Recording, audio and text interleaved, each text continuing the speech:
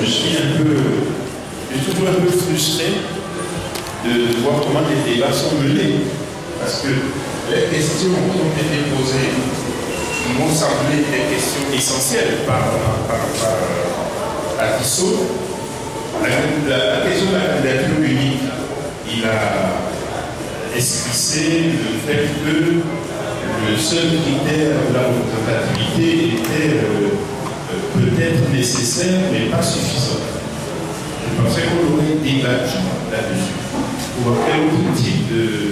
C'est vous qui avez d'ailleurs posé, est-ce qu'il n'y a pas d'autres critères? Il y a plein d'autres critères.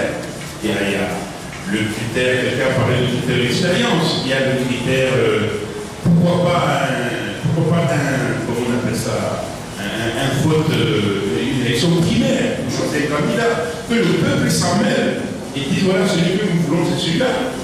Une dynamique se crée derrière la personne désignée et ensuite on peut aller aux élections dans des bonnes conditions.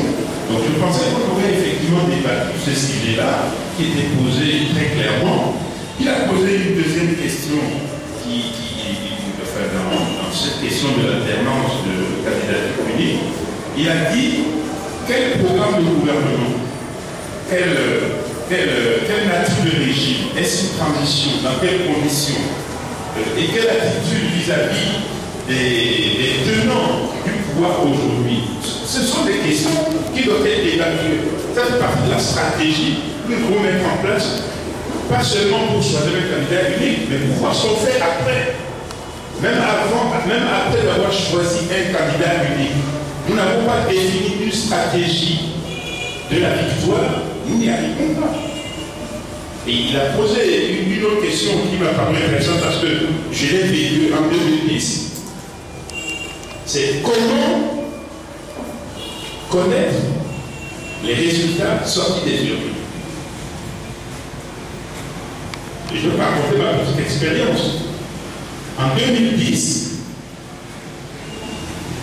lorsque ma candidature a été retoquée, que j'ai choisi de me battre derrière le candidat de l'UFC, parce que je pensais que c'était lui qui avait c'était lui seul qui avait la capacité de ne pas seulement faire un tour de présence, mais éventuellement capable de battre le pouvoir.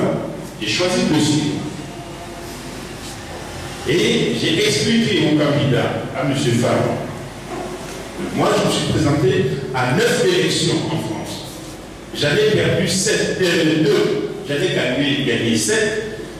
Et je commence à connaître la cloche. Je lui dis, voilà comment on peut procéder pour avoir les résultats. On va mettre des notes dans chaque bureau de vote. À l'époque, il y en avait 6 000, un peu moins de 6 000. Mais on pouvait trouver 12 000 jeunes pour faire ça. On va les recruter comme ça. On va les prendre là-bas, là où ils sont, chez eux, pour qu'ils aillent au bureau de vote, qu'ils notent les résultats. On leur donne, il y a une tactique, on leur donne un numéro de téléphone. Dès que vous avez fini, vous communiquez le résultat à tel numéro. Et vous, tel bureau de vote, vous communiquez à tel numéro. Et vous communiquez à tel autre numéro. Si bien que nous pouvons faire l'implémentation très rapidement le soir. Eh bien, il m'a répondu, oui, nous savons faire ça, et c'est ce que nous faisons d'habitude. Bon, très bien. Et il ajoute, moi je te propose, toi, Kofi, de prendre le nord entre Sikassé et Allier.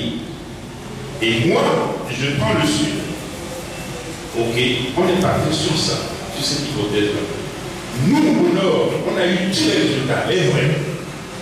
Les résultats sortis des urnes, on les a, nous. Et moi, j'ai appelé Jean-Pierre Favre vers 23h10 et je lui ai dit, mon ami, je pense que c'est dans la poche. Parce que pour la première fois, le candidat de l'UFC avait 100 000 voix d'avance sur le RPT au nord. 100 000 voix d'avance.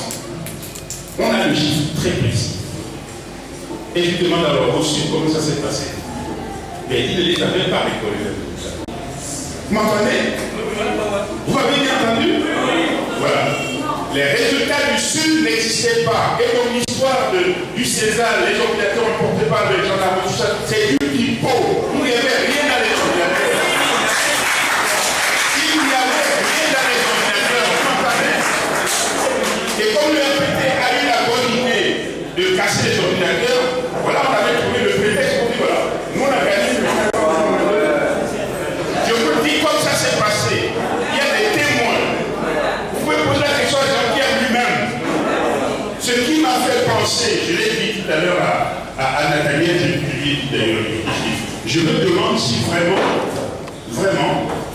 si vraiment cette opposition telle qu'elle est aujourd'hui, si elle veut vraiment du pouvoir.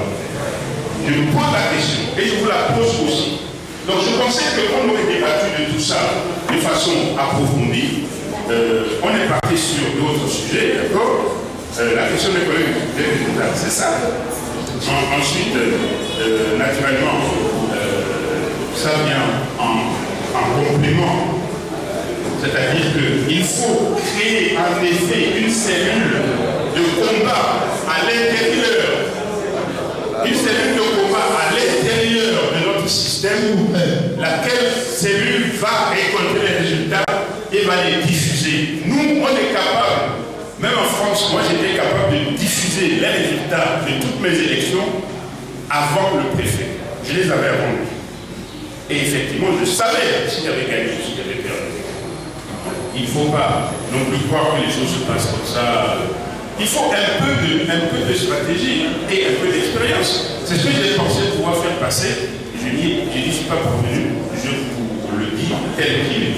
En tout cas, merci d'avoir permis ce débat qui est quand même intéressant malgré tout. Il faut qu'on continue à travailler parce que l'histoire du candidat unique est une histoire importante, c'est vrai, c'est nécessaire, mais ce n'est manifestement pas suffisant. J'ai vu en 2010, ils étaient 7 candidats. 7.